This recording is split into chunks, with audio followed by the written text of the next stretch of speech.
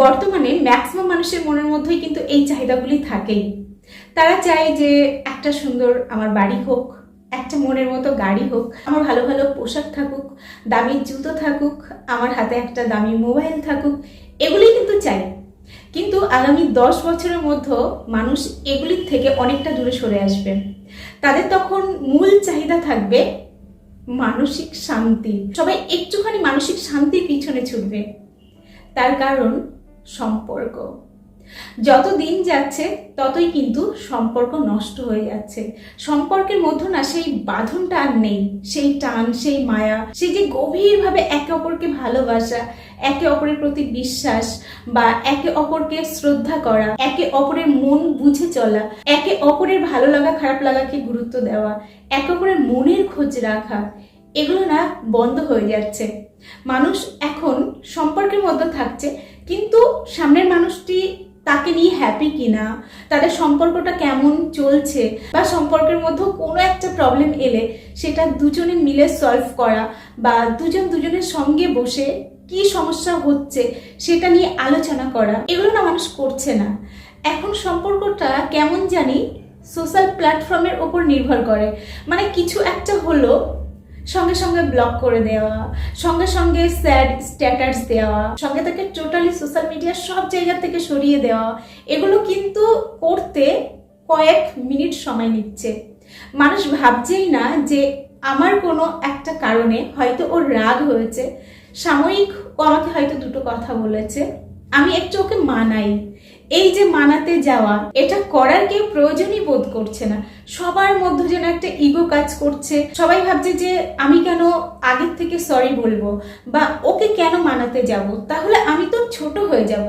এই যে ছোট এবং বড়, এই যে একটা মনোভাব, এখান থেকেই দূরত্বের সৃষ্টি। আবার এটাও ঘটছে, ধরো একজন চুপচাপ আছে, তার মধ্যে জেদ কাজ করছে যে আমি ওকে মানাতে যাব না, সে চুপচাপ আছে। সামনের জন কি করছে কিছুদিন দেখছে, তারপর হয়তো সে আগের থেকে নক করছে। যাকে নক করা হচ্ছে তার অভিমান যেন আরো বাড়ছে।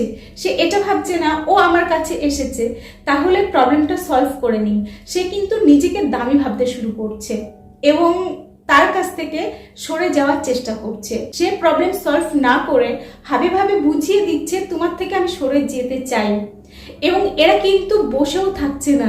এই যে কিছুদিন সামনের জনের সঙ্গে কথা বলেনি, ওই সময় কিন্তু সে ফাঁকা ছিল না, সে অন্য কারোর সঙ্গে হয়তো কথা বলতে শুরু করে দিয়েছে। তখন অনেকের মনের মধ্যেই না আবার নতুন জন প্রবেশ করেও যাচ্ছে। এইখানে আরেকটা বিষয় দেখার, ওই যে যাকে শেয়ার করলো, যেই মানুষটি নতুন, ওই মানুষটি কিন্তু এখানে একটা সুযোগ নেয় যে এই সুযোগে একটু ভালো ভালো কথা বলে, একটু মিষ্টি মিষ্টি কথা বলে যদি আমি ওর জীবনে প্রবেশ করে যেতে পারি। এইখানেই হচ্ছে গন্ডগোল। আমরা না কেউ এটা ভাবছি না যে ও একজনকে ছেড়ে এসেছে বা তার ভালোবাসার মানুষটির সঙ্গে একটা সমস্যা হয়েছে, ওটা সলভ করে দিই, ওটা মিটিয়ে দিই, দুজনের মধ্যে যাতে মিল হয়ে যায় তেমন কিছু করি, এটা করে না মানুষ। সে কিন্তু ওই মানুষটির সঙ্গে এমন কিছু কথা বলে, এমন কিছু ব্যবহার করে যাতে নিজে ওই সম্পর্কটার মধ্যে জুড়ে যেতে পারে। ঠিক এইখানে আরো একটা ঘটনা কিন্তু ঘটে। এই যে দুজন কথা শুরু করলো, কিছুদিন কথা বলবে, এই দুজনের মধ্যে যে সম্পর্ক থেকে বেরিয়ে এসেছে তার কাছে যদি তার প্রাক্তন আবার ফিরে আসে, তাকে যদি আবার কনভিন্স করে এবং সঙ্গে নতুন যার সঙ্গে কথা বলছে তাকে হয়তো ততটা ভালো লাগছে না, ওই সময় যদি তার প্রাক্তন একবার ডাক দেয়, এ কিন্তু চলে যাবে। আবার অনেকে রয়েছে যাদের হয়তো খুব বেশি মনের সঙ্গে মনের মিল হয়ে গেল, মানে আগে যাকে ভালোবাসতো তার থেকে হয়তো নতুন মানুষটিকে তার বেশি ভালো লাগছে বা তাকে বেশি পছন্দ হচ্ছে, তখন কিন্তু ওই প্রাক্তন মাথা খুঁটে মূল্য হয়ে যাবে না। তো এরকম না জগা খিচুড়ি হয়ে যাচ্ছে বিষয়টা। তো বর্তমানে না বহু মানুষ এই প্রবলেমটা ফেস করছে এবং এদের মনের মধ্যে ওই সময় কষ্ট, দুঃখ, যন্ত্রণা, একটা উদাসীনতা, একটা মন খারাপ ভাব সবসময় না থাকছে। আর অবভিয়াসলি যখন আমার মন খারাপ থাকবে, আমি নিজে যখন ভালো থাকবো না, তখন তো মানসিক শান্তির প্রশ্নই আসে না। সবসময় একটা মানসিক অশান্তি, নেগেটিভ চিন্তা, এগুলো কিন্তু আমাদের মধ্যে চলতে থাকবে। তো তুমি যদি কাউকে খুব বেশি ভালোবাসো, তাহলে তোমাকে না কয়েকটা দিক অবশ্যই মেনটেন করে চলতে হবে। তোমাকে কয়েকটা দিক প্রথম থেকে লক্ষ্য রাখতে হবে।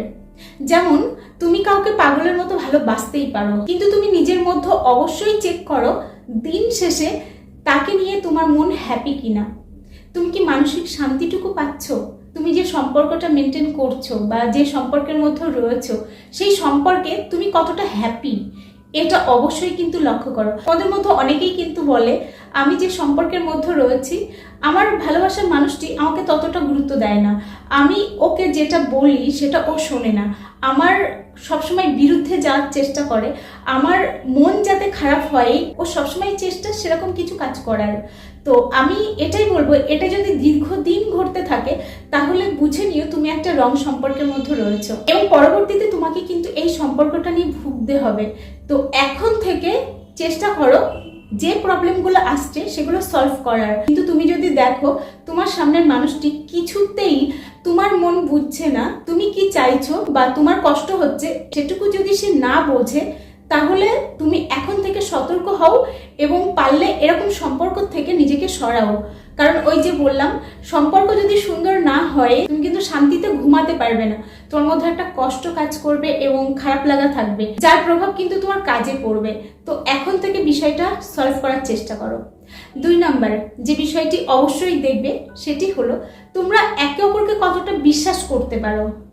এটা না খুব দরকার সম্পর্কের মধ্যে, কারণ এমন বহু মানুষ রয়েছে যারা কিন্তু তার ভালোবাসার মানুষটিকে চিট করে, অন্য কারোর সঙ্গে হয়তো ফোনে কথা বলে বা যখন বাইরে যায় অন্যান্য অনেক তার হয়তো বন্ধু বান্ধব রয়েছে তাদের সঙ্গে আড্ডা দেয়, মন খুলে মেশে।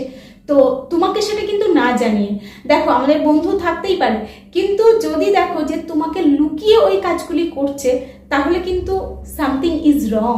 একটা সম্পর্কের প্রাণ বলতে পারো একে অপরকে বিশ্বাস করা আর একে অপরকে সম্মান করা। আমার যদি আমার ভালোবাসার মানুষটির ফোনটা নিয়ে বারবার চেক করতে হয় এবং এমন কিছু হয়তো দেখতে পাচ্ছি যার জন্য প্রবল অশান্তি শুরু হয়ে গেল, এটা যদি হয় তাহলে কিন্তু তুমি একজন ভুল মানুষের সঙ্গে রয়েছো।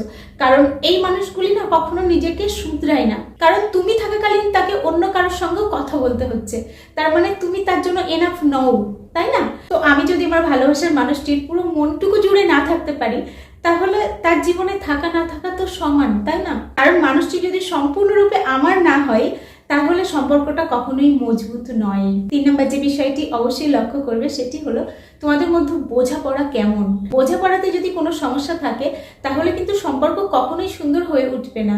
তো তুমি তাকে কতটা বোঝো আর সে তোমাকে কতটা বোঝে, এটা না খুব গুরুত্বপূর্ণ। তো অবশ্যই নিজেদের মধ্যে বোঝাপড়াটা আগে স্ট্রং করো। ধরো তুমি তাকে খুব ভালোবাসো, তুমি সম্পর্কটাতে বেস্ট দেওয়ার চেষ্টা করো সবসময়, কিন্তু ওই মানুষটি সবসময় অভিযোগ করে যায়, সে বারংবার বলে যায় তোমার এটা খারাপ, তোমার এটা আমার পছন্দ হয় না, তুমি এটা কেন করলে, আমাকে এখানে কেন যেতে দিলে না, তুমি আমাকে বোঝো না, এরকম যদি অভিযোগ করতে থাকে তাহলে কিন্তু তোমাকে সতর্ক হতে হবে। তুমি যতটা ওকে ভালোবাসো বা তুমি যতটা ভাবছো সে তোমাকে ভালোবাসে, সে কিন্তু ততটা ভালোবাসে না।